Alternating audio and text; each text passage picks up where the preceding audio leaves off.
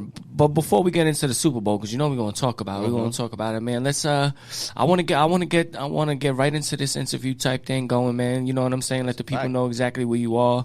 I mean, who you are, where you come from, all of that and whatnot, man. So let's start right there, man. Introduce yourself properly. You know, let the people know where they can find you at on the social media tip and whatnot, and exactly what it is that you do, bro. Yes, sir. What up? I am the RevBarberMc on behalf of Q-Borough Cuts Barbershop, Ozone Park, 95-04 89th Street. Check us out on Instagram, too. That's Q-B-O-R-O Cuts, C-U-T-Z. Just type that in one word. Put it in Google. You'll find everything you need to know. Also, on behalf of the Rap Lab podcast, too. Check us out. All streaming platforms. New episodes drop every Monday. Fire. Check those, man. He had that plug on point. Yeah. So that's where we at right now. That same barbershop. What's the address again? That's 95-04 89th Street. 114 16 zip code. Yeah. 11416. I pulled the zip code out too. Yeah, that's it, man. Ozone Park. Ozone. Y'all already know everything's gonna be. Yeah, it's gonna be. It's going, right you know, below. links in the description Right below. when the video dropped. You know, when all of it dropped, you already know. So let's start in the location, man. Barber, man. That's fire, man. You know, it takes obviously anybody that's a barber is a talented person. You know what I'm saying? You got a skill. You know what I'm saying? So where did that come from? In terms of wanting to open a shop and whatnot, you know what I'm saying? So I wanted to put the ball in my hands because I used to work, you know, pretty much 9 to 5, regular shit, and I was working in a hotel for 7.5 years. I taught in education for 10 years. So I like working and stuff like that for people, but I wanted, like I said, to put the ball in my hands. So I wrote down 3 things that I really enjoy and that I want to get paid to do. And one was barbering, one was musical engineering, and the other was real estate. So when I looked up barbering, it was close to my job. It was close to my wife's job. The schedule worked out because I was working from 3 p.m. to 11 p.m. And then I was going from school from 8 a.m. to 2 p.m.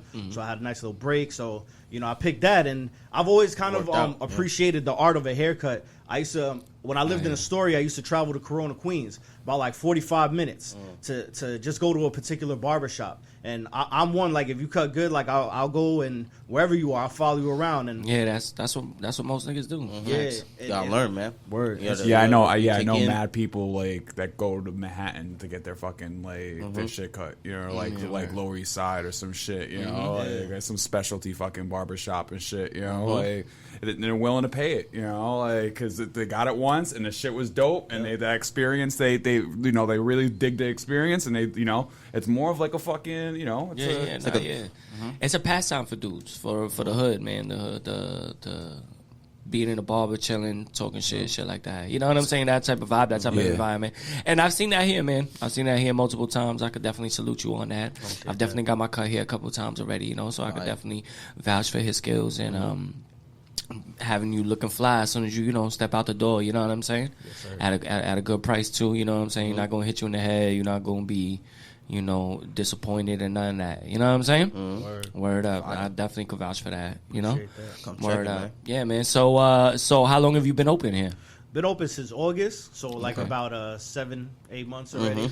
Oh, all right. Yeah, so you relatively new in the hood. So, man, yo, if you in Ozone right here, right by 88 Park, man. If you know where that's at, man, then you know where the barbershop is at, man. So, for everybody that knows in the hood, yeah, man, come through. Man.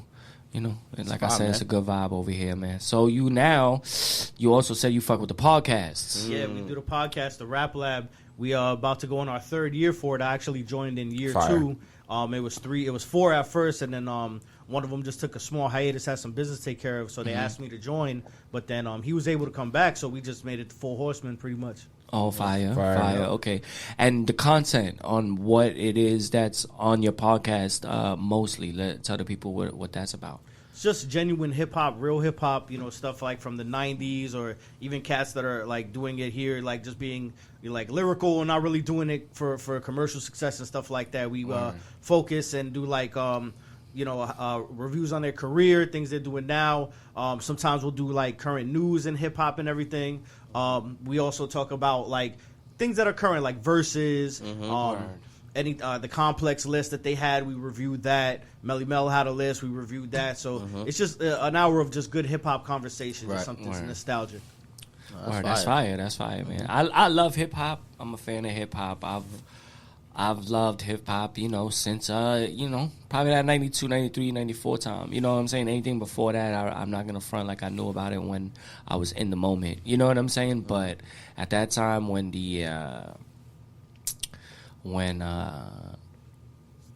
like Snoop Dogg and Wu-Tang dropped, that's what I'm the biggest Nas fan in the world, but I didn't even really hear Nas like that probably until like If I Rule the World dropped, to be honest. You know what I'm saying? Like his real first commercial mainstream hit for me that I was listening to on the regular on the radio. Yeah.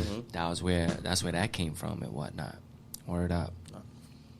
Words, yo. So how often do you do the podcast? We do every Monday we drop, so we pretty much record once a week. We try to have as much content on YouTube as well, little short videos doing album reviews or just something that's on our mind. We also we're starting label 2. We're trying to do more records and stuff like that. I've been working on my stuff too. Okay. So you rap also, right? Yeah. Oh, I get it. Bars. RevBarberMc. Yeah, I feel you. yeah. Fires. All right. So in terms of talk to him, Kush, right? in terms of the bars, are you planning like on an EP project or like a you got like a single dropping or something like that? So now everything's all digital and stuff. So I'm figuring I'm just gonna do something on YouTube and release it through that and just send links. Either through DMs, business cards, or just QR codes. Just the easiest thing, because CDs, not everyone has a CD player in their car anymore, or have a full desktop or laptops that are like that. I actually met Sticky Fingers, and he was the first one to introduce me to that, and he had hit me with like a little postcard, and it had the QR code, and he's like, if you put your camera on that, my whole album will go to your phone. So I'm just trying to pretty much utilize the YouTube and just do something off of that on behalf of the Rap Lab as well. Hit that QR. That's cool. Fire. Yeah, so is it gonna be like, because I'm not gonna lie, we've had plenty of up and coming musician and rappers on our show that grind hard, like similar to yourself, and aspire to get to that next level. They already known features, performances, things like that. But there's obviously levels. But we in the Jones Hour, we eventually would love to do like a compilation album. Oh, nice. So is it like the rap? Is it like gonna be like a Rap Lab album that you're gonna do with like maybe some of the people that like your homies that you fuck with, or is this gonna be strictly like you a solo project or and things like that? It's gonna be solo with features. Okay. Couple cats who we've had on the podcast and do beats and stuff for us. We're gonna have like along pretty much it's like a mixtape album. So that's fire. I don't really know the rules of albums nowadays, because some albums are like 6 songs, 7 songs. And, when we came up, it was like 16 to 20. No, I think actually that's the difference between like an EP and an LP. Like the EP is just like the 6 tracks and whatnot, and like the LP is way more. But also back in the day, you had to take into consideration the skits, man. Skits was I feel like skits is a forgotten art to like, especially the hip hop albums, right? Yeah. Like there's some fire ass skits. There's fire skits and there's trash skits. No, there's a bunch of trash ones too. Well, it is what it is. Kendrick has some fire skits in his albums. I mean, that's one thing that attracted me, man. Like with Good Kid, Mad City, I was a whole shit, man. I felt like I lived through that shit. Ghost, you know what I'm saying? Yeah. You're right about that. But that's what I'm talking about, though. Like those are good ones. No, like not even that. Like they need to be connected to the song that you're gonna do, next. Yeah. Sometimes when it's completely disconnected from the material that you have, like the next song that's coming right after or the previous song, then it's trash. You know what I mean? Nah, yeah. Hard. So yeah, that's I just wanted to bring that part up in terms of that, and with in terms of making the albums nowadays and back in the days. You know what I'm saying? It's a different art. So I definitely understand where you're coming from. But that's fire, bro. Like so in terms of engineering, do you make your own beats too as well, or? I don't make beats, but I pretty much just chop the samples and the songs up. I have Q-Cut Pro, it's a video program, so I work through that. I just do like any small work like that, but I myself don't make beats. Yeah, I got it. Oh yeah, I understand. That's fire.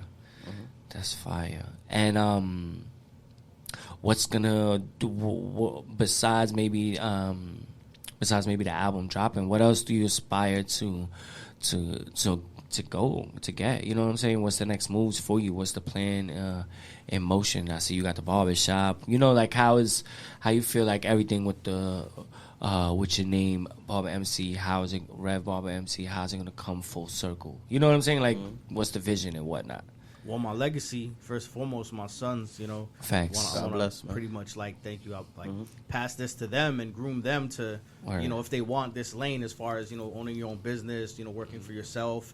But whatever makes them happy first, that's, my priority, you know, whatever they want to do, even if it's not barbering.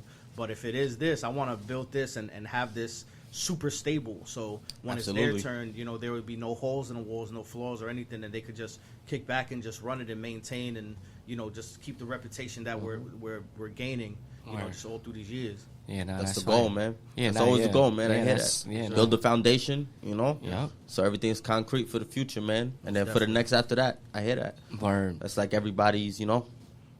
Yeah, I mean, most people you would think. Oh, you're right. You're right. I mean, everybody. You're right. Everybody's got some fucking weirdos out there and shit like that. But yeah, I feel you, bro. That's fire, bro. Yo, salute on that, my G. Word, man. You know what I'm saying? You know, we here to support you here at the Jones Hour, man. Definitely on that. 1, 2, man. I would love to do a cross collab with you, you know, on the Rap Lab. Maybe absolutely. We have the Jones Hour on there.